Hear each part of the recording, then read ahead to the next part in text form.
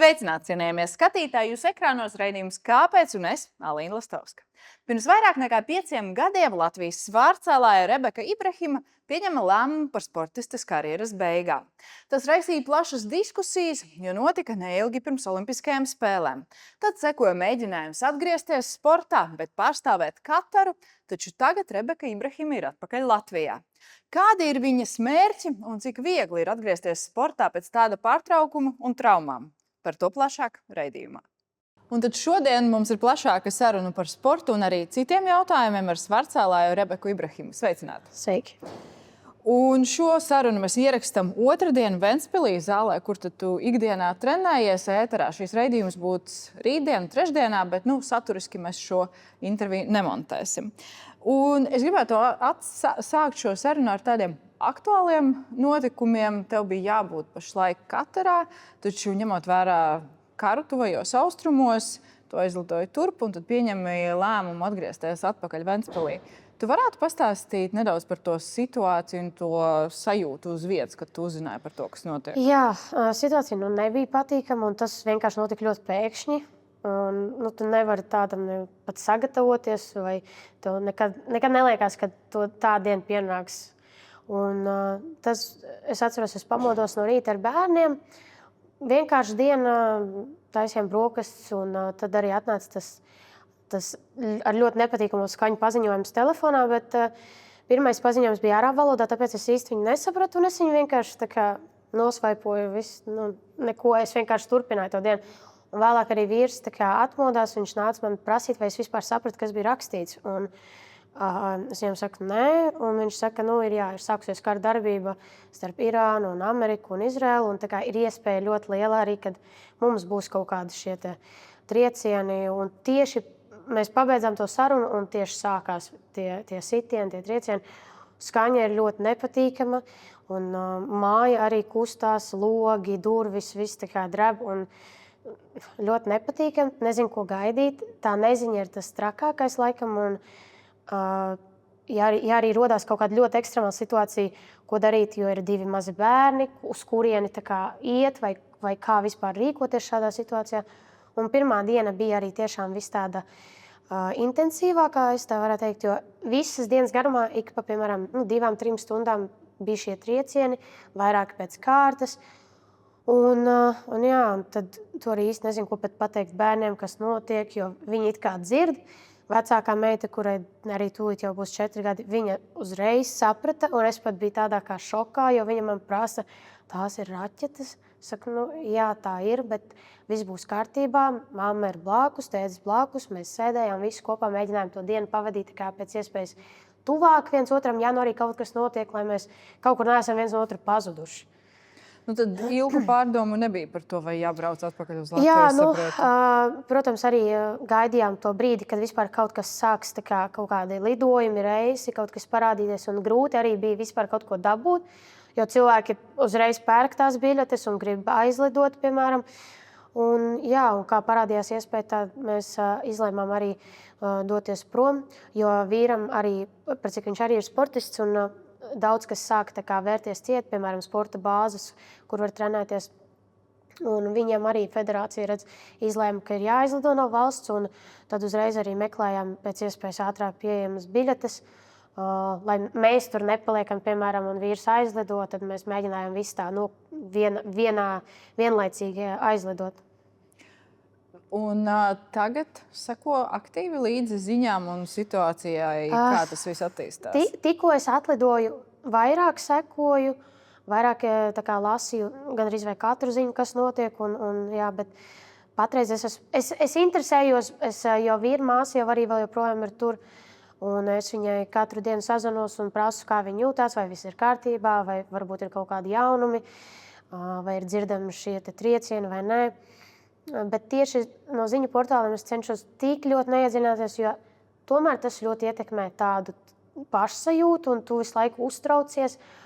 Un es sapratu, ka es nevaru vienkārši izturēt visas tās sliktās ziņas, un tas garstāvoklis nav tik labs, un visu laiku tu tādā nervos. Un tad vēl nedaudz vēlāk arī ziņas Latvijā, ka ir kaut kāda piemēram, droni nokrituši un kas. Un tas mani vēl vairāk satrauca.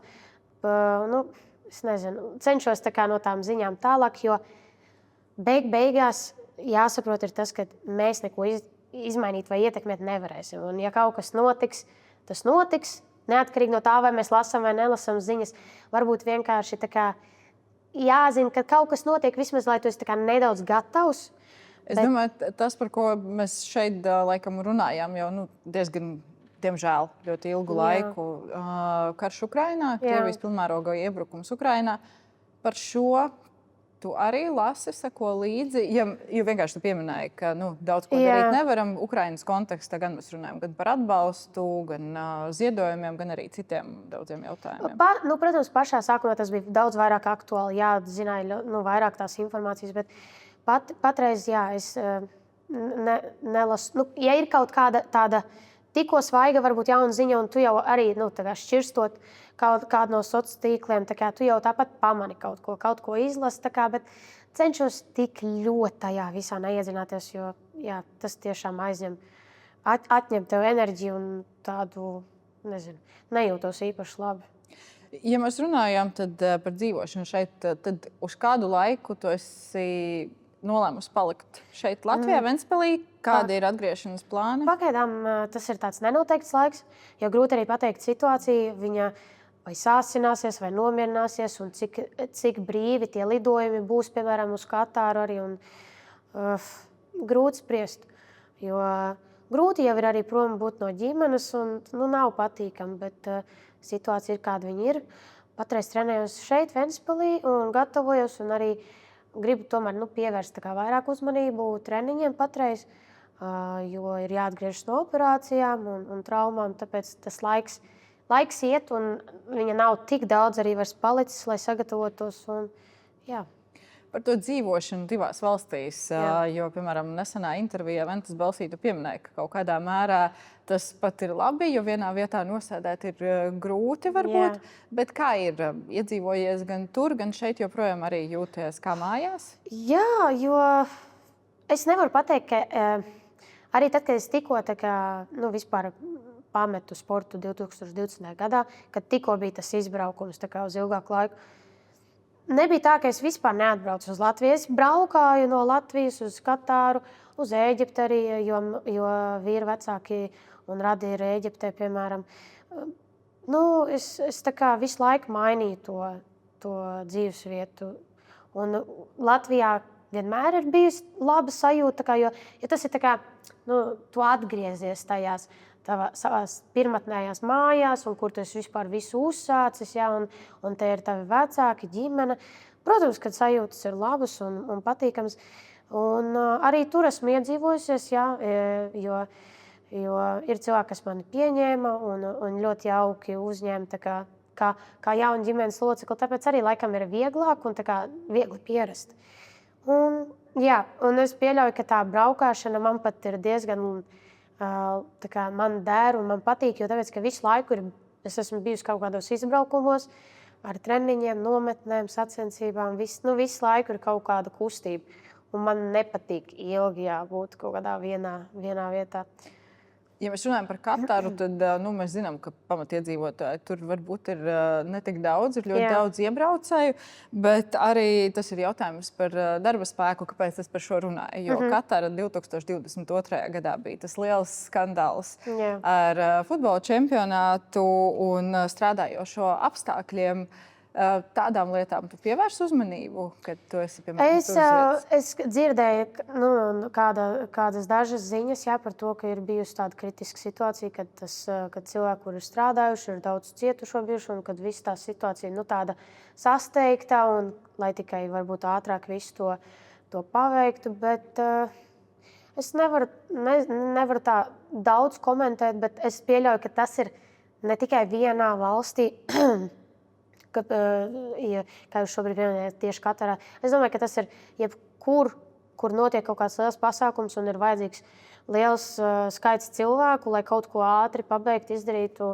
Protams, tas nav patīkami un tas ir ļoti ļoti slikti, jā, kad var teikt, cilvēki tiek izmantot vienkārši tam resursam, un lai tikai ātrāk kaut kas notiktu un tiktu izdarīts. Diemžēl katrai lietai ir sava cena, un vienmēr tas ir tas labākais iznākums. Kuru vietu sauc par savām mājām pašlaik? Laikam tur, kur ir ģimene. Tur, kur ir mani bērni, tur, kur ir mans vīrs, tur, kur es jūtos labi. Jo citreiz grūti vietu nosaukt par mājām, jo jau kā es arī teicu, piemēram, ja man nepatīk atrasties vienā vietā ilgi, tad tas nozīmē, ka tur nav tā sajūta tomēr, lai tā kā paliktu. Un tur, kur tu brauc ar saviem cilvēkiem, saviem bērniem un vīru un visu, un tu pavadi to laiku, tev tā sajūta tad jebkurā tajā valstī ir laba, un tāpēc arī tā sajūta dod tās tā kā mājas, nevis varbūt vieta tieši. Un par to mājām, kāpēc es arī runāju, tūlīt mēs ķersimies klātai sporta sadaļai un valstī, kuru tu pārstāv. Es saprotu, ka pērn tev nācās izlaist pasaules čempionātu ceļgala operācijas dēļ, meniski. Jā. Kāda situācija ir pašlaik ar veselību un atjaunošanos? Ir labāk, noteikti, paldies Dievam. Jo jebkuram, manuprāt, trauma, operācijas, kaut kāda iesaistīšanās jau ķermenī, ja kaut kas ir jāsalabo, tā teikt, tas ir atkal vesels process, lai atgrieztos, gan emocionāli, gan fiziski, ir diezgan grūti. Un patreiz es esmu tikusi no tā pirmā posma ārā, no tās pirmās rehabilitācijas perioda. Esmu nedaudz tikusi ārā, un ir jau labāka arī pašsajūta, jo es esmu iegājusi nedaudz tādā normālā treniņa ritmā, kā mūsu tie ierastie vingrinājumi, un tas iedod nedaudz tādu atvieglojumu. Tu jūties jau nedaudz es esmu atpakaļ savā tādā treniņa procesā, un tas tāds atvieglojums ir. Un, jā, protams, nav tie paši rezultāti, kādiem būtu jābūt, bet drīz cerams. Jā, bet es tieši gribēju prasīt par tām prognozēm. Tad optimistiski un cerīgi gan ārsti, gan treneri? Jā, jo es nevaru pateikt, ka man ir liels sūdzības vai kaut kādas problēmas tieši ceļu ziņā. Treniņu process norit normāli. Varbūt kādreiz varētu būt kaut kas labāk un raitāk, bet jā, ja tā turpināsies, tad viss ir iespējams. Viss ir iespējams Olimpiskās spēles 2028. Visvairāk jau, jā, protams, tas mērķis ir olimpiāde. It kā soli pa solim es lieku to mērķi uz tuvākajām sacensībām, bet tas koptēls ir tā, lai sagatavotos olimpiādei. Un par olimpiādu, ja mēs runājām, tas liels rūgtums bija pēc Rio, 4. vieta, ļoti tuvu. Bija vairākas intervijas, kur teica, ka grūti samierināties tomēr, ka nekāp uz pjedestāla. Tad tagad tas mērķis ir nosprausts uz medaļu? Protams, gribētos. Protams, ka gribētos. Bet es iedomājos, piemēram, ja tā būtu medaļa, par kādu vispār es būtu apmierināta pati, piemēram. Tā ir 3., tā ir 2. vieta, 1. vieta, par ko es tad būtu, piemēram, tiešām priecīga. Un es nezinu, vai es laikam gribu tā riktīgi galvā ielikt to, ka, medaļa, lai varbūt tās pēc tam tiešām nav tik liels tas rūgtums. Es gribu galvenais vispār sagatavoties uz olimpiādu, jo patreiz tas liekas tas grūtākais mērķis. Un tad, kad jau būs varbūt tā ziņa, ka tu esi tikusi, tu esi kvalificējusies, tad jau var domāt, kas būtu kura tā medaļa, piemēram, būtu tā patīkamākā. Ja mēs runājam par tiem tuvākajiem soļiem un tuvākajiem mērķiem, kādi tie ir šogad? Pagaidām būs tuvākais tepat Ventspilī, būs sacensības, kurā es piedalīšos. Tas būs droši vien, pirmais tāds vispār ievads, pamēģināt sevi, redzēt vispār, vai uz ko es esmu gatava, kā es jūtos, atkal bišķiņ piedzīvot to stresu, tādas mazākas sacensības. Un būs arī vēl sacensības manuprāt, septembrī mēnesī bija Vācijā, un tad jau ir arī pasaules čempionāts, uz ko šogad tas būtu tas galvenais starts. Es nedaudz atgādināšu par to ceļu. 2020. gads, tu paziņoji par sportistas karjeras beigām. Tas bija gads, kad bija jānotiek Olimpiādai Tokijā, taču pandēmijas dēļ tā pārcēlās uz gadu. Un tad 2022. paziņo par karjeras atsākšanu, pārstāvot Kataras izlasi. Un tad pēc tam iepriekšējā gadā atgriezies tepat Latvijas izlases rindās un bronza Eiropas čempionātā. Vai ir kaut kādi apstākļi, neņemot vērā, piemēram, sportisko sniegumu, veselību, kas var likt mainīt to mērķi par Olimpiskajām spēlēm 2028. gadā? Grūti, piemēram, tagad tā iedomāties. Es teiktu, ja uz šobrīd man ir jāatbild, tad nē. Ja tas nav tiešām kaut kāds notikums, kura dēļ es fiziski tiešām nevarētu. Bet citu iemeslu es neredzu. Un es ļoti ceru, ka tas ceļš tā arī turpināsies ar man atvērts ceļš, un kad es nebūs kaut kādu sarežģījumu vai kaut kā tam līdzīgu. Jo katra lieta jau tomēr ļoti ietekmē, un tas ir tāds metiens atpakaļ, un tev ir atkal jātiek no tām lietām ārā, ja ir kaut kādas problēmas vai kas, un tad ir atkal atņem enerģiju, spēku. Tas ir par traumām. Vai jebkas, par cik es nezinu, vai kaut kas var, piemēram, notikt vai nē, jebkāda lieta dzīvē, piemēram. Jebkas jau kaut kas notiek, tu neesi bijis tam gatavs, tad tev ir atkal tev tas ir jāpieņem, un jātiek cauri, vai jāsabalansē, piemēram, un tā arī pēc iespējas vairāk es mēģinu ar bērniem visu to režīmu izdarīt tā, lai man tiešām sanāk visi tie treniņi, kas ir vajadzīgi, ko treneris arī man saka, un tā. Un, protams, kādā brīdī tas liekas grūti, varbūt liekas kaut kā atkal nesanāk kaut kas, vai tomēr, ka liekas, varbūt es pa maz daru, vajadzētu vairāk un tā. Bet tad es ļoti, ļoti esmu tādā periodā, patreiz es cenšos sev lieki kaut kādas domas galvā neielikt. Vienkārši tu dari, tu atgūsties no operācijas, tu ej uz treniņiem, tu izpildi to, ko vajag, un nedomāt kaut ko lieku. Jo tas atņem visu to prieku, pat baudu, kamēr tu to visu dari. Es vienkārši, kāpēc es to jautāju, jo toreiz, kad paziņoju par karjeras beigām, tas bija daudz dažādu komentāru, bija acīm redzams rūgtums un varbūt arī pat vilšanās no gan sporta pārstāvjiem, gan arī vienkārši no sabiedrības. Tāpēc es arī prasu, vai ir kaut kas, izņemot to sportisko sniegumu un fizisko formu, kas var likt pārdomāt šos mērķus. Es domāju, ka nē. Mans tas, par cik man tas pats šobrīd ir tiešām tas mērķis, un tas ir tas galvenais tāds, kā teikt, prioritāte. Bet, protams, es nesaku, ka es tagad atlikšu malā bērnus un vispār par to nedomāšu. Nē, es tepat laikā arī rūpējos par ģimeni un bērniem un visu, bet tomēr, es nedaudz esmu nolikusi sevi priekšā un par sevi domāju, jo es negribu atkal pieļaut to kļūdu, ka es esmu, piemēram,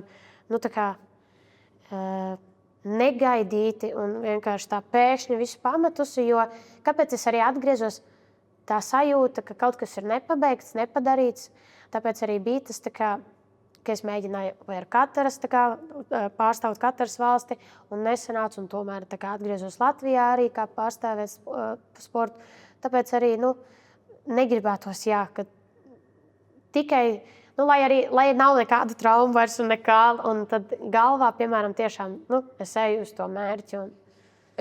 Tu pateici pieļaut to pašu kļūdu, tad, ja mēs runājam par 2020. gadu noslēgt karjeru, tu nožēlo to lēmumu? Tas ir ļoti grūti atbildēt uz šo jautājumu ar vienu atbildi vai vienu variantu. Es droši vien, ja man tagad būtu jābūt atkal tajā pašā momentā, es droši vien izdarītu to pašu. Bet šobrīd, tā kā es šobrīd domāju, vai es domāju, ka tas bija nepareizi? Jā, iespējams, jo varēja būt, piemēram, rezultāti, vairāk sasniegumi un visādas iespējas. Bet tāpat laikā, piemēram, ja es to neizdarītu, man nebūtu ģimene, man nebūtu manas meitiņas, es nebūtu kaut kādās citās lietās laimīga. Ja? Un tāpēc es nevaru pateikt, ka es 100% nožēloju, bet kaut kāds rūgtums tajā ir, protams. Un liekas jau, ka, ja es būtu palikusi, tur būtu noticis tas un tas, bet varbūt arī nē, to jau neviens nezina. Tāpēc es galvenais cenšos fokusēties uz to, ko es daru tagad, un ja tagad es esmu atpakaļ, tad laikam tam tad bija jānotiek. Un viss ir sakārtojies atpakaļ, ka es esmu atpakaļ zālē, atpakaļ sportā. Toreiz bija arī daudz jautājumu par finansējumu, jo tad esot Latvijas Olimpiskajā vienībā atkarībā no sasniegumiem, sportisti saņem arī finansējumu. Kad paziņoja lēmumu par karjeras beigām, tad nokārtots arī formalitātes finansējums apturēts, bet tomēr gadu gaitā ir veikts valsts ieguldījums. Nav sajūtas, ka ne tikai sev, bet arī varbūt valstī kaut kas esi palikusi parādā tādā ziņā? Vispār nē. Un, ja kāds to uzskata, ka es pārāk skarbi atbildu tā, bet es domāju, ka nē, jo tāpēc, ka tajā periodā, kad es startēju un savu sniegumu rādīju, tad mani atalgoja, un tad, kad es to nedarīju, neviens neatalgoja. Tas nebija tā, ka es aizgāju, bet mani vēl joprojām atalgoja, piemēram, un tā. Nē, tas ir... Toreiz bija arī tajā pašā 2020. gadā Latvijas televīzijā bija sižets par to, ka nepilnības valsts finansējuma pāraudzībā raisa jautājums par sportista atbildību. Un tur bija arī tāds teikums, ka jautājums par atbildību sāsināja Rebekas Ibrahimas finansēšana laikā, kad sportista praktiski vairs netrenējās. Tas ir domāts, ka finansēja, bet es netrenējos. Praktiski. Tas bija tas pēdējais periods, es nezinu, varbūt tie bija vai daži mēneši, vai kad situācija bija neskaidra pirmkārt. Un, man bija komunikācija ar treneri arī. Un, kad es eju prom vai neeju prom, vai jo mums bija arī tā teikt, kā tādi strīdi starp treneri. Un arī federācijas prezidents bija iesaistīts. Situācija nebija patīkama. Un bija netaisnīgas lietas, varbūt notika un tā. Un tāpēc varbūt arī ir kaut kādi tie pārpratumi. Jā. Bet kopumā, ko tu vari atbildēt uz šo diskusiju, kas raisījās pēc tā lēmuma par valsts finansējumu, par sportistu atbalstu? Kāds vispār ir redzējums, cik daudz valsts iegulda augsto sasniegumu sportā? Grūti ir pateikt tikai par sportu. Man liekas, protams, ka vienmēr un visur gribētos nedaudz vairāk. Man liekas, tas ir ne tikai sportā, un tas jebkuram cilvēkam ir īpaši mūsu laikos, kad cenas ir tikai aug. Un algas apmēram vai krīt. Vienmēr gribās, liekas, ka tu esi pelnījis vairāk. Bet atkal, ja es varu darīt to, kas man patīk, un tomēr, ja man arī pietiek tai dzīvei, kā es dzīvoju, ja man pietiek, tad es esmu apmierināta. Ja es gribu kaut ko vairāk, tad es varu varbūt arī kaut kādā veidā sevi ieguldīt vēl blakus kaut kādā lietā, piemēram, attīstīties. Un ir jau daudz iespēju. Nevajag sev nospraust kaut kādā vienā, piemēram, lietā. Var arī attīstīties daudzpusēji. Piemēram, par ko runā mani kolēģi no sporta nodaļas, rakstījuši rakstus arī par balvām sportistiem par augstajiem sasniegumiem. Un tā doma ir, ka Latvija ir viena no augstākajiem apbalvojumiem par augstiem sasniegumiem sportā. Tas motivē? Jā, tā ir daļa no motivācijas noteikti. Mēs esam arī pieauguši cilvēki. Mēs nevaram vienkārši darīt profesionālu sportu tāpat. Jā, vienkārši. Protams, ka tas atbalsts ir vajadzīgs un tas ir liels tāds grūdienis arī. Un tu jūties arī tāds pamanīts. Tas ir tava darba atalgojums. Un tu jūties, kad par tevi vismaz domā, uztrauc un iegulda tevī. Jā, noteikti tā ir tāda daļa no motivācijas. Tagad, ņemot vērā bronzu Eiropas čempionātā, esi atpakaļ Latvijas Olimpiskās vienības zelta sastāvā. Tagad atkal ir iespēja saņemt finansējumu. Bet tad, kad notika atgriešanās, atkal Latvijā bija vairāki jautājumi dažādos rakstos, ne tikai par finansējumu, iespēju to saņemt, bet arī par to, vai vispār var pārstāvēt Latvijas izlasi, ņemot vērā to lēmumu par Kataru. Kāpēc tu toreiz gribēji mainīt valsti, ko pārstāvēt sacensībās? Izskanēja piedāvājums no viņiem, un es neredzēju iemeslu nepiekrist, jo to kā es teicu, tā doma galvā visu laiku bija par to sportu, vai atgriezties vai nē, vai mēģināt vai nē. Bet vienkārši arī bija situācija, ka tieši tad, kad man piedāvāja, es vēl biju stāvoklī, bet jau tas pēdējais periods, tas bija tas pēdējais mēnesis, manuprāt, kad es biju stāvoklī ar pirmo meitiņu. Un vienkārši bija tā doma, vai es tik ātri varbūt arī varēšu pat atgriezties, kā tas viss notiks. Un vienkārši, mēs izlēmām pamēģināt, dot tam iespēju. Acīm redzot, kaut kas nesalikās, kaut kas nebija tā kā vajag. Jauni cilvēki, jauna federācija, jaunas lietas, tu mēģini ar to aprast, bet nesanāca tā, kā cik es lasīju no intervijām, tad bija runa par sporta pilsonības maiņu, tā devēto, un nesanāca tieši tas formālais jautājums. Ja formalitātes sanāktu gludāk, tad pārstāvētu Kataru? Iespējams un iespējams nē. Grūti tagad spriest, jo tā bija, tāpēc, ka nebija arī tā, ka tikai no viņu puses bija kaut kāds atteikums. Es mēģināju ar viņiem komunicēt, komunikācija varbūt nesanāca tik perfekta, un es atteicos. Tad es teicu, es arī es nevēlējos gaidīt kaut ko nezināmu, un tāpēc es atteicos no tās iespējas. Jo runājot par sportu, mēs bieži dzirdam, ka sportisti nes Latvijas vārdu pasaulē, karoga nešana, ļoti daudz tādas patriotiskas sajūtas. Tas bija sarežģīts lēmums. Tu domāji arī no šī aspekta, kad tev bija tas piedāvājums par Kataru? Tad, kad es vēl nebiju aizgājusi, tad vēl pirms 2020. gada, es vienmēr teicu, ka tas būtu droši vien dīvaini, un es droši vien nepiekristu nekad tādam piedāvājumam, bet šobrīd tas bija nedaudz savādāk arī tāpēc, ka es jau biju pametusi sportu, un es nezināju, kāda man būtu iespēja, ja es tagad, piemēram, atkal ieminētos, ka es gribu pārstāvēt Latviju. Es nezināju, kāda būtu reakcija, vai kāda būtu, mani pieņemtu vai nepieņemtu, un par cik tas jo es viņus neuzrunāju, es jau neiedomājos varbūt vispār, ka kādam būtu interese, ka es atgriežos vai ne. Un vienkārši tā valsts izdarīja tādu piedāvājumu, un es izlēmu pamēģināt. Tās sajūtas varbūt tieši tajā brīdī es tā neiedomājos par valsti kā tādu. Es vairāk fokusējos uz to vienkārši trenēties un startēt, jo tas jau ir tas galvenais, ko es daru, ko es gribu darīt. Bet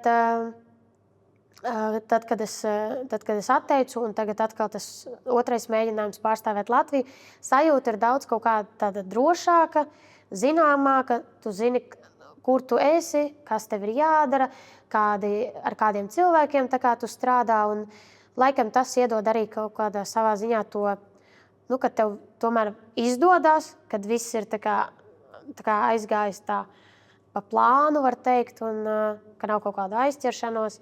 Ja nerunā par traumām, bet tādā visā ziņā viss. Viss notiek gludi, no tā dara secinājumu, ka tā bija arī jānotiek kaut kādā mērā. Jā, noteikti. Tā sajūta ir daudz labāk un mierīgāk būt Latvijā, pārstāvēt Latviju arī kā sportistei. Vai tev daudz nozīmē šie vārdi nest Latvijas vārdu pasaulē, Latvijas karogs, ko tu... Jā, man vienmēr ir paticis, ka es esmu kur es esmu uzsākusi, tā es arī turpinu startēt un pārstāvēt Latviju. Un katrs brīdis ir īpaši jau, piemēram, uzvaras, un kad skan himna, tavas valsts himna kaut kur tālu pasaulē, tas ir tiešām ļoti tā emocionāli un svarīgi. Un es noteikti nejustu neko, ja, piemēram, es pārstāvētu kādu valsti un es esmu vinnējusi, piemēram, un man tagad jāstāv un jānoklausās tā himna, bet tā sajūtas jau nebūtu. Tās nav tās pašas sajūtas. Tā kā, tas ļoti daudz nozīmē, Jo tu esi tā kā, nu, tu savas mājas tā kā popularizē, tu parādi cilvēkiem, ka no tās valsts arī ir labi sportisti vai mākslinieki, dziedātāji. Nu, tas katram, kas ir savā jomā, tā kā to kaut ko dara un ar kaut ko tā kā parāda pasaulē, no kurienes mēs nākam, tas, es domāju, ir ļoti nozīmīgi. Bet toreiz, kad bija piedāvājums no Kataras, neienāca prātā doma, varbūt, nezinu, sazināties ar Latvijas treneriem, parunāt, varbūt ir interese, jo vai ietekmēt arī tā situācija, ka tad, kad tu gāji prom, bija diezgan saspringtas tās attiecības? Es domāju, jā, kad es sazinājos ar treneri, es tāpat lūdzu tā kā viņa palīdzību un jā, bet nu, jā, Laikam tāpēc, kad viss beidzās tā, kā tas beidzās. Bet es tieši, kad es atsāku treniņus, es sazinājos ar treneru. Un, kā, nu, viņš būtu bijis tā kā, gatavs palīdzēt, un tā, bet arī ar to, kad nesanāca, tad nu, beigās arī nebija vajadzīga šī sadarbība vai kaut kā tam līdzīga. Jo tas, ko mēs lasām, piemēram, ko sacīja Viktors Šerbateks, kad Rebeka aizgāja prom, protams, bija liels niknums. Treneriem sāpēja sirds, bet tagad saku, man nebija taisnība. Tas ir no iepriekšējā gada raksta. Nu, tad trenerim sāpēja sirds. Kā bija tev, kad tu aizgāji? Man sāpēja sirds, ka mani nesaprata. Ka mani nesaprata un neuzklausīja. Vajadzīgā brīdī es vērsos pēc kaut kādiem konkrētiem paskaidrojumiem, kāpēc vispār situācija ir tāda izvērtusies. Mani atraidīja šis pats cilvēks. Viktors mani atraidīja. Es viņam biju zvanījusi, es viņam gribēju ar viņu izrunāties, kāpēc ir notikusi kaut kāda šāda situācija.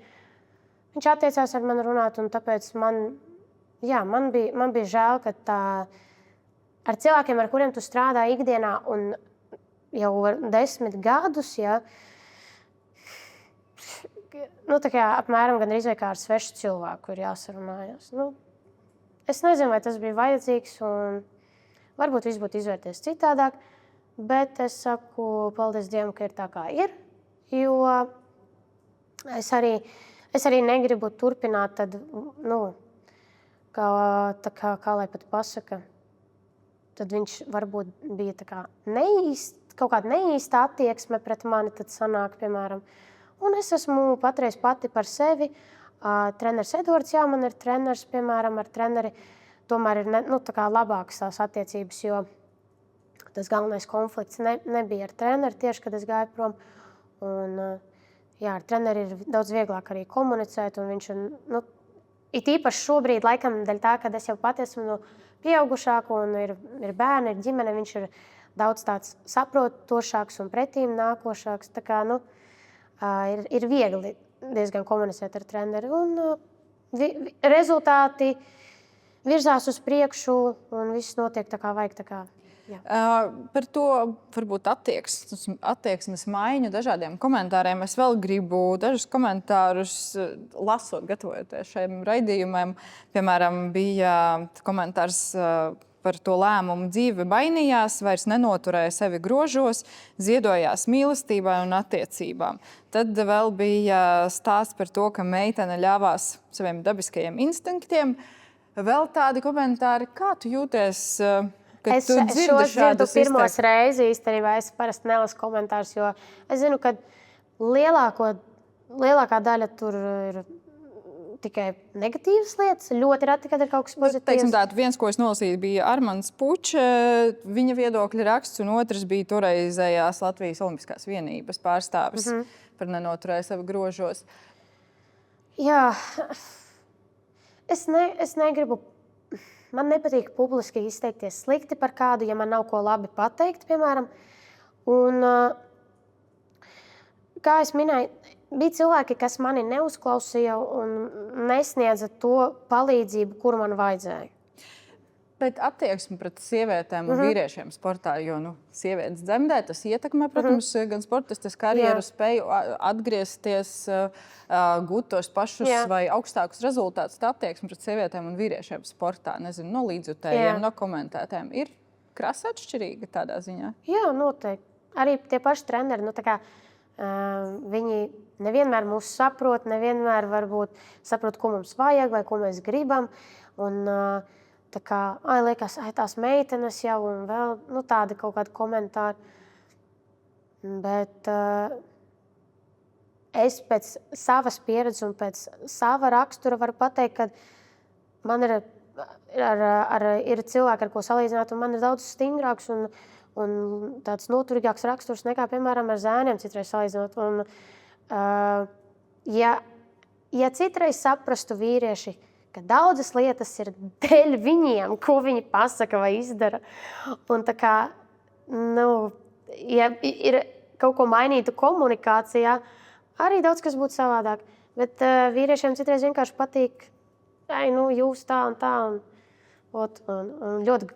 Un treneris arī, piemēram, kas ir treneriem? Treneri ir vecāki cilvēki. Un ja viņiem jātrenē, piemēram, ir jaunākas sievietes vai pat puiši vienalga, viņu vienkārši tādus pamat kaut kādus uzskatus un principus ļoti grūti izmainīt citreiz ir, piemēram. Un tad arī tas skatījums uz mums ir pavisam savādāks, nekā arī mēs viņus redzam. Un tad arī citreiz tas ir tas, kas jauc to.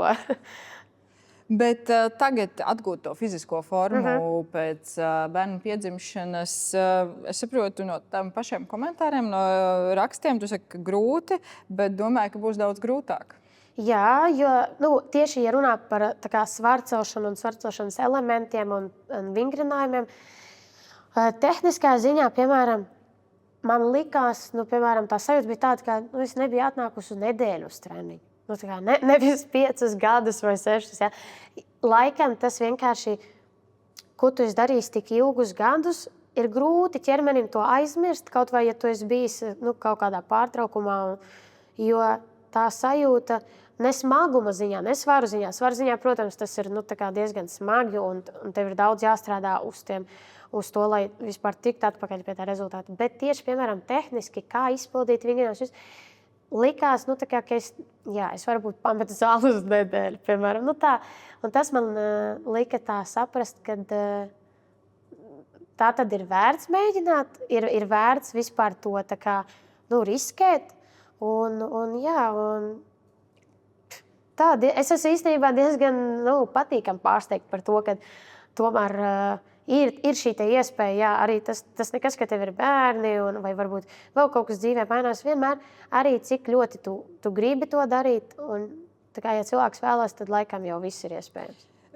Bet, ja mēs runājam par tādu, gan varbūt no treneru puses, varbūt arī no sabiedrības līdzjutēju puses, jūt tādu spiedienu varbūt atlikt domu par ģimenes plānošanu? Plānot vēl bērnus, piemēram, vai... Es domāju, tajā 20. gadā ap to laiku. Nē, jo tāpēc, kad es esmu vairākas reizes arī pieminējusi to, ka ģimene veidot nevar kaut kādā noteiktā dienā vai laikā. Ģimene, ja ir iespēja plānot ģimeni, tad tev ir jāpieņem šī iespēja, jo ģimene citreiz vispār, piemēram, ir cilvēki, kuriem nav izdevies izveidot ģimeni. Un viņi, piemēram, paliek vieni, vai kaut kas, vai ir attiecības un nav attiecības.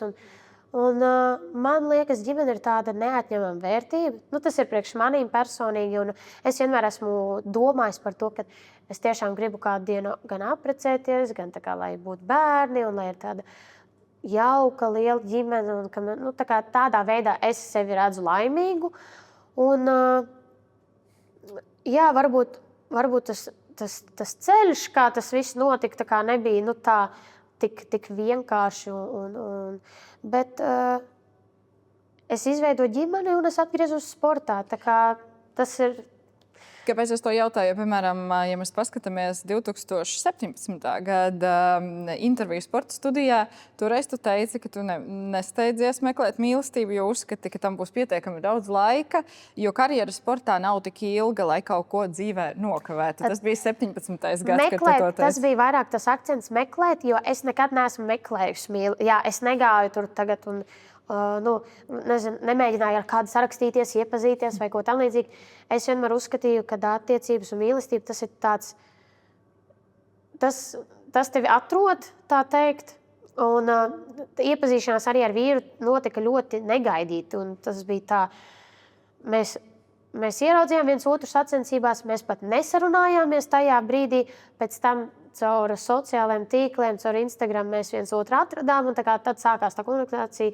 Un tas nebija tā, kad es meklēju vai plānoju. Tas notika ļoti tā, negaidīti. Tāpēc arī es pieņēmu to iespēju. Es vienkārši domāju, ka tas ir daudzām sievietēm, sportistēm. Ir liels izaicinājums, kā to apvienot, kā to plānot. Piemēram, tos pašus bērnus. Mēs redzam daudzus piemērus. Arī kaut tikko mēs redzējām Olimpiskajās spēlēs medaļnieces ar bērniem rokās un vispārējo, bet tas ir tāds sarežģīts jautājums. Dažkārt, ko tu vari nepaspēt? Vai tu vari kaut ko nokavēt sportā, vai tu vari nokavēt īsto brīdi ģimenē? Jā, var nokavēt jau, protams, abus. Jā, tā izvēle var būt par labu vai vienai no lietām, vai varbūt nevienai. Tas ir tāds, atkal laimes jautājums droši vien. Un varbūt arī veiksmes jautājums, protams, bet ja mēs runājam vispār par to posmu no 2000. gada līdz šodienai, tad apprecējies, bija bērni, pieņem islāmu. Tev šķiet, ka Latvijas līdzjutēju attieksme ir mainījusies šajos gados, ņemot vērā šos divus aspektus? Es tā domāju, ka jā, varbūt, es nevaru pateikt vai uz labo vai uz slikto pusi, bet varbūt vienkārši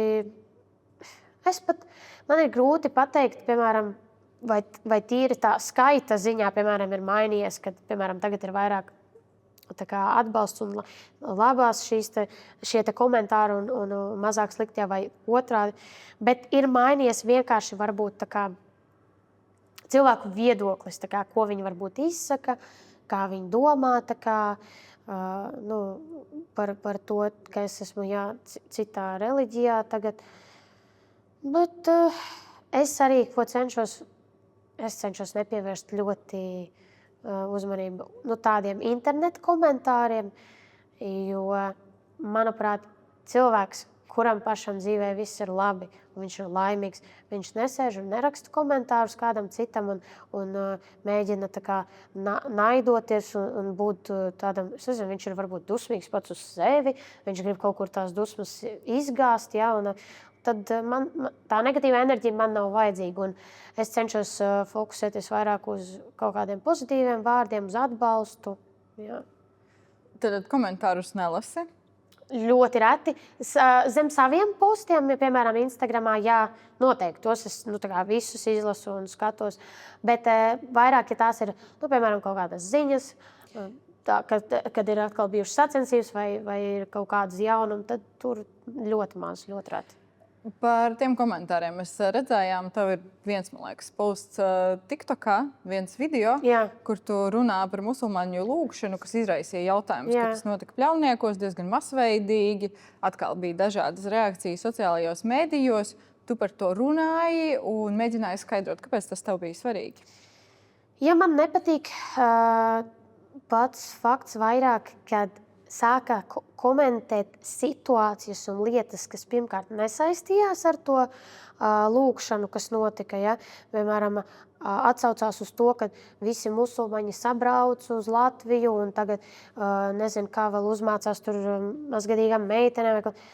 Man tas liekas ļoti nesaistoši. Par ko tad jūs runājat? Par lūgšanām vai par uzmākšanos vai ko? Un nav teikts, ka, piemēram, tie bija musulmaņi. Vai arī, piemēram, tie varēja būt kaut kādas noteiktās tautības cilvēki, bet tas jau nenozīmē, ka visi cilvēki tagad, kas šeit iebrauc, tā dara vai tā rīkojās. Un man liekas arī negodīgi pret tiem cilvēkiem, kas piedalījās šajā lūgšanā. Ne viņi kādam ļaunu vēlēja, ne viņi kaut ko sliktu izdarīja tajā brīdī. Jā, es piekrītu varbūt tās, ka, ja tas notiek publiski, vai tam ir varbūt jābūt kādam paziņojumam vai kaut kādai informācijai. Es arī nezinu, ja es pareizi esmu sapratusi, ir jābūt, piemēram, atļaujai, ja tu vēlies pulcēties lielākā cilvēka skaitā. Es nezinu arī, vai viņiem, piemēram, bija šāda atļauja, bet to jau visu var atrisināt daudz mierīgāk un daudz vienkāršāk. Un es esmu 100% pārliecināta, pagājušajā gadā es atceros, kāds bija ielicis video, arī, ka bija šī publiskā lūkšana, nebija neviena komentāra. Vispār nekādu tā kā ārprāts, kas notiek, vai kaut kādas bailes izraisīts, vai kaut kas tāds, nekas vispār nebija ielikts. Un šogad atkal tāda sajūta, ka tas ir kaut kas pirmo reizi redzēts, ka cilvēki tā kā nav sapratuši. Jā, varbūt jau tiešām kāds, kurš nezina, tāpēc es centos to vērst tādu kā pozitīvu paskaidrojumu, lai citiem varbūt nerodas kaut kādas bailes vai kaut kāda negatīvas domas pret šo situāciju. Es paskatījos, tur TikTokā vismaz nav nekādu negatīvu komentāru zem šā ieraksta. Tur bija kaut bet es neko neesmu izdzēsus. Bija kaut kādi komentāri, vairāk tādi, nevis ļoti negatīvi, bet tādi vairāk, kāpēc mums būtu jāpieņem te Latvijā kaut kas, un vai tad mēs kristieši, ja mēs tur tā darītu, vai tad viņi atļautu? Jā, atļautu, jo es esmu redzējusi gan Katarā, piemēram, cilvēks svin Ziemassvētkus, cilvēks svin arī citas kaut kādas tradīcijas, kas nav musulmaņu tradīcijas. Ir daudzi svētki publiski, kas notiek, piemēram, kur atzīmē kristiešu svētkus, vai vienkārši tāpēc, ka ir ļoti daudz valstu iedzīvotāji tieši Katarā. Un tā kā viņi atbalsta citas valstis, citas reliģijas, citus cilvēkus. Un tā kā arī cilvēki uztraucās par to, ka mēs pazaudēsim mūsu latviešu vērtības vai kaut ko tam līdzīgi.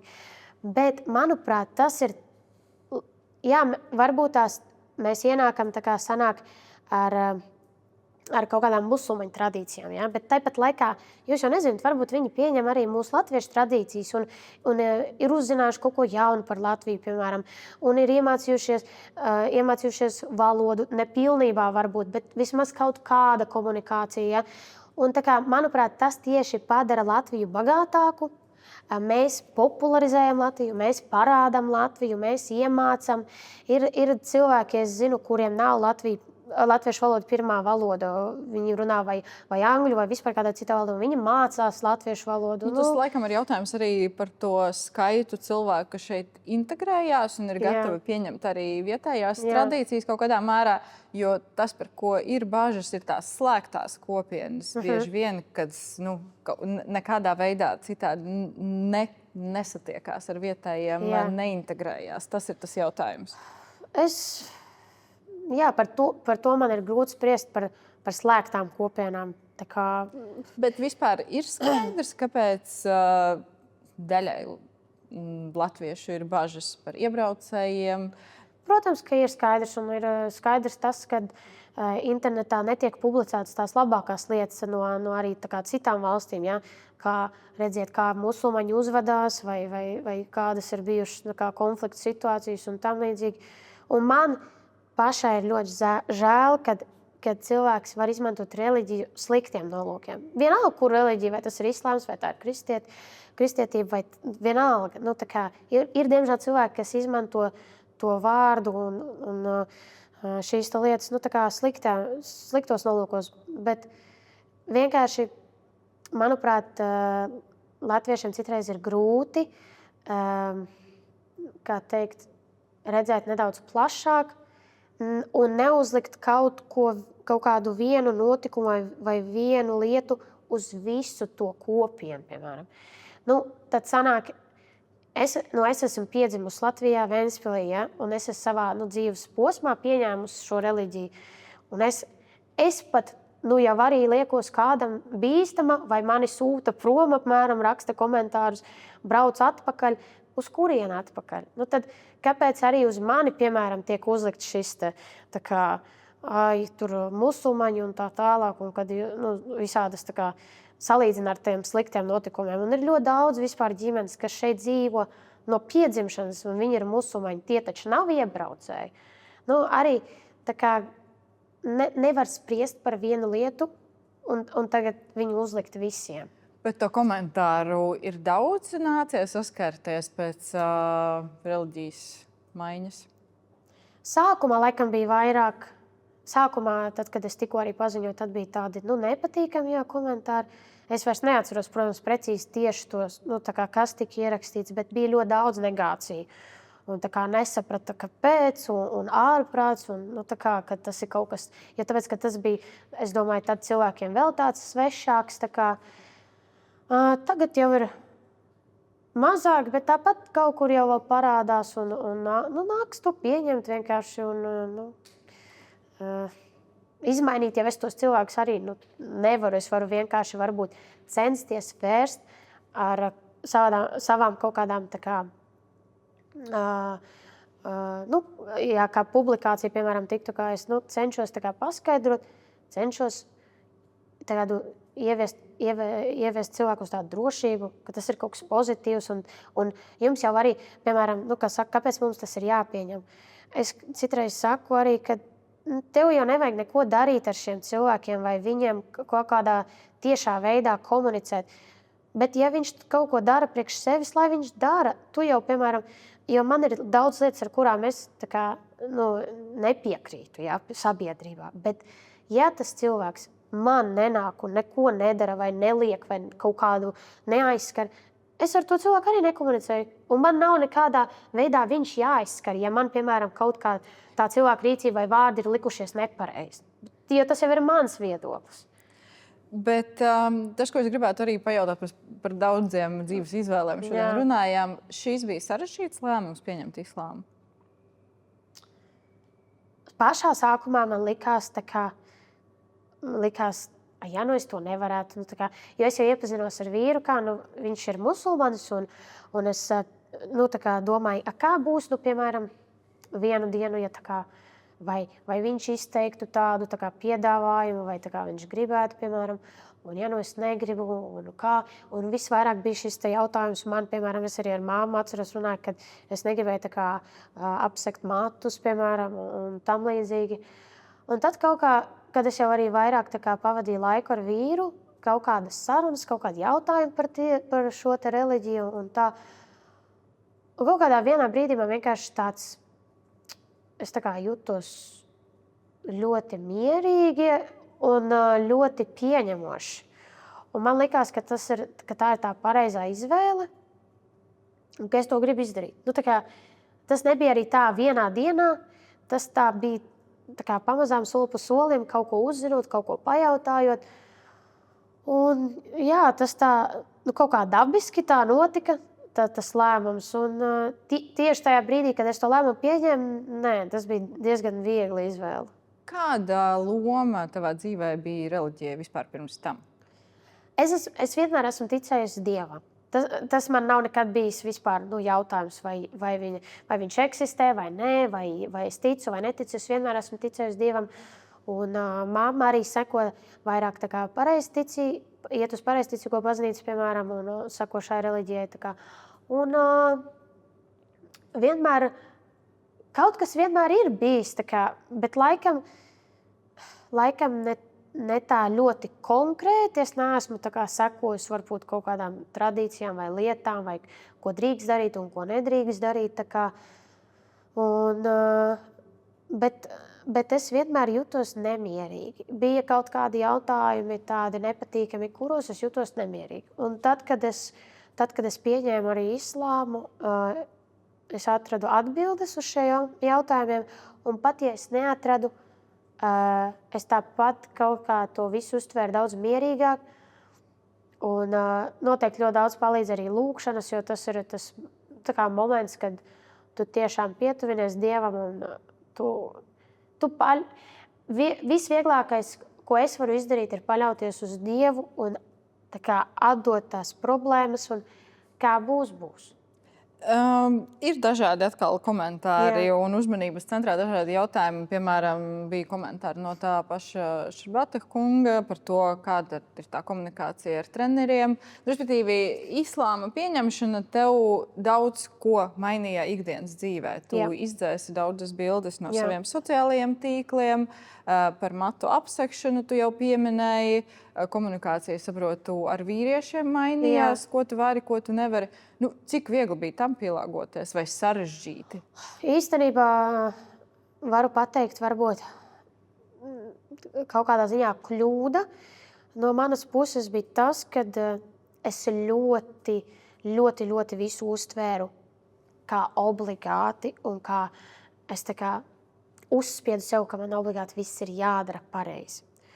Un ar to es sevi ieliku tādos ļoti tādos stingros rāmjos, un pat es nonācu līdz tādam punktam, kad likās, kā lai es vispār dzīvoju tagad. Es daudz ko nedrīkstu, daudz kas ir nepareizi. Un kā lai es tagad vispār daru lietas. Bet īstenībā jau reliģija pati to nemāca un tev neliek visā pilnīgi ieslīgt uzreiz. Pieņemot reliģiju, tas jau ir ļoti skaisti un ļoti, ļoti tāds liels un labs solis tavā dzīvē. Un vienmēr jau māca pieņemt pa nedaudz, tā kā vienu lietu, tad tu atkal vari iemācīties kaut ko vēl un vēl un vēl. Man gribējās, jo tas bija kaut kas jauns, un man gribējās pēc iespējas būt pareizākai, un es pieņēmu visas tās lietas vienā reizē, un tas bija laikam tas grūtākais, bet es pati uz sevi to uzspiedu. Respektīvi, tas nebija spiediens no vīra, no ģimenes? Jā, jo vīrs pats gan pirms, gan varbūt šobrīd, nav neviens cilvēks, kurš dara pilnīgi visu pareizi, ideāli un ir perfekts. Un ir grūti dzīvot pēc tik šausmīgiem tādiem noteikumiem. Ir daudz lietas, arī, piemēram, pat ja mēs kaut ko izdarām nepareizi, tā kā fiziski, vai kā es, piemēram, šobrīd arī es neesmu apsegusi matus, es nevelku hidžabu. Tas ir svarīgi, tas nav pareizi, tik un tā. Bet ir daudz citas lietas, kuras ir daudz svarīgākas. Kāds tu esi kā cilvēks? Vai tu palīdzi, vai tu esi labsirdīgs, vai tu... Un es vienkārši sapratu to, ka man ir jābūt balansam. Un es spēru tādu kā soli atpakaļ, lai iemācītos sevi tā kā, labi, jā, tu izdarīji nepareizi, bet tad centies nākamreiz to nedarīt un, piemēram, uzlabo sevi kaut kādā citā lietā. Jo vienkārši, kad es nevarēju jau vairs vienkārši saprast, tad, kur man skatīties, kur neskatīties, ko es varu darīt, ko nē, kad tik šausmīgi tu sevi apspied. Respektīvi, tagad tā pieeja brīvāka un mierīgāka, un tāpēc tu arī izvēlies vairs hidžabu pagaidām nevelk. Jā, patreiz man ir tāds lēmums, un arī tas lēmums nenāca ļoti viegli. Es, man liekas, vairāk kā gadu par to šaubījos un domāju, vai tiešām man to darīt vai nē, jo tomēr tas ir nepareizi. Un mans galvenais, kāpēc es atturējos, bija tas, ka mani vairs neredzēs kā musulmanieti. Piemēram, pirmais iespējas, kad tu redz cilvēku ar hidžabu, tātad tas cilvēks ir musulmanis. Bet cilvēki, kuri man nezina, un, piemēram, kad es ceļošu vai kā, mani neuzskatīs par musulmanu. Un tas jau ir viens no galvenajiem arī pat tādiem, priekš manīm arī vispār, lai zinu manu reliģiju. Kāpēc tas ir svarīgi, lai visi to zina? Jo tas ir pat kā lai izskaidro, tā ir mana gandrīz vai jau kā identitāte, tā ir mana reliģija, tas ir mans kaut kāda neatņemama lieta. Un, jo arī es īstenībā godīgi pateikšu, sieviete, kura ir vairāk apsekta un nesā hidžabu, īpaši arī tiek vairāk respektēta, jo zin, ka viņai ir limiti. Tu nevari ar viņu runāt, kā tu gribi, darīt, ko gribi, vai tur viņai, es nezinu, citreiz, piemēram, kaut kur pūlī pagrūst vai kaut ko, ir ļoti savādi, ir tā robeža. Bet jautājums, vai Latvijā tas tiek tā uztverts, vai tu tagad vairāk runā par Kataru tas nebija par Latviju, un citām tas bija domāts valstīm? globāli, kā par musulmaņu sievietēm tieši, tādā tas, veidā. ko tu dari vai ko tu nedari, atšķirās šeit Latvijā vai Katarā? Nē, pilnīgi nē. Jo tāpēc, ka arī tad, kad es tikko vispār sāku nēsāt hidžabu, es atbraucot uz Latviju, viņu neņēmu nost. Tikai tāpēc, ka es esmu Latvijā. Ko citreiz cilvēki tā dara, piemēram, aizbraucot uz kaut kādu konkrētu valsti, viņi nenēsā, jo vai jūtas nedroši, vai jūt skatienus. Un, tā arī ir tāda problēma, jo tas arī sākumā bija diezgan tāds, kad es pat nepamanīju, bet ja es ar kādu, piemēram, staigāju veikalā, tad man blakus esošie cilvēki varēja pamanīt, kad es esmu pievēršu uzmanību. Es daudz prasīju par sieviešu lomu, varbūt kaut kādiem stereotipiem. Pajautāšu vēl par stereotipiem, jo arī es daudz pieminēju sporta studiju šodien, bet bija arī tur jautājums, tad kā jūtās trausla meitene pieejot pie stieņa, vai tu jūties stipra, jūties vietā meitenes vārcelšanā, tas tomēr daudziem neliekās kopā. Tas bija pēc Rio 16. gads. Un tu atbildēji toreiz, ka tā ir mana vieta, kur gribu atrasties, kur es varu sasniegt kaut ko. Karjeras laikā daudz nācās saskarties ar šādiem jautājumiem, ko tad meitenes vārcelšanā, vai tas varbūt no apkārtējiem, ne no sporta pasaules? Varbūt tieši ne tāds konkrēti jautājums, bet vienmēr ir tas meitenei jau, tas nav meiteņu sporta veids. Priekš kam tev to, kāpēc tev to vajag, kāpēc to dari? Vienkārši, jo patīk, un tas ir, man liekas, tas jautājums tāds nevietā, jo katrs jau cilvēks dara, ko viņam patīk darīt, nevis pēc tava dzīmuma. Tu jau nevari īsti pateikt, vai kaut kāda konkrēta lieta ir tikai sievietē vai tikai vīrietim. Bieži vien, jā, tas varbūt liekas smagāks tas sporta veids, bet ja sieviete grib, var un viņai tas padodas, tad kāpēc nē? Vai tu savām meitām novēl sportistas karjeru? Es domāju, ka jā. Lai kāds sports viņām patiktu, es droši vien būtu tikai par. Jo arī vispār aktīvs dzīvesveids, manuprāt, ir ļoti pozitīva ietekme vienkārši kā cilvēkam. Un, tā ir veselība. Profesionāls sports labi varbūt atņem tev veselību arī diezgan savā mērā, bet jebkurā gadījumā sports un aktivitātes, jā, es būtu tikai par. Bet uz zāli vēl līdzi neņem. Nē, īstenībā ar abām meitām, kad viņas vēl bija tādas vecumā, apmēram līdz 8, 9 mēnešiem, es viņas ņēmu līdzi uz zāli, uz treniņiem, jo viņas vēl saldi varēja pagulēt, kamēr es trenējos, un viņas nebija tik aktīvas un neskraidīja apkārt. Un vecākā meita ir arī pamēģinājusi pacelāt nūjiņu tur vai kaut kādas vingrinājumus, jo viņai, kā jau bērniem, viņiem patīk, māma vai tēvs kaut ko dara, viņi jau grib darīt līdzi, un viņiem arī ļoti patīk un interesē. Un, jā, īstenībā tas bija tāds interesants periods, kad es varēju nākt ar meitām uz zāli, un vienmēr visi prasīja, kā viņas guļ, ja? Tu te cilā stieni, un viņas guļ, es saku, jā, mierīgi var uztaisīt treniņu. Bet, ja mēs arī daudz runājam par tiem stereotipiem, par sievietēm, tad es saprotu, tev arī, ja mēs runājam par varbūt tādu, ko mēs iztēlojamies par tādu ģimeni no austrumiem vairāk, tad no arābu pasaules, tad virs vairāk strādā, sieva mazāk strādā. Tev tāds nav tipisks gadījums. Jā. Un tas, ko es gribētu pajautāt, ko tu domā vispār par feminismu? Ja godīgi, es neko nedomāju, jo es nevaru pateikt, ka es esmu tā kā... Jā, es nevaru sevi saukt par feministi. Man ir, jo ir lietas, kur nevar salīdzināt sievieti ar vīrieti. Un nevar prasīt, ka abiem būs vienādas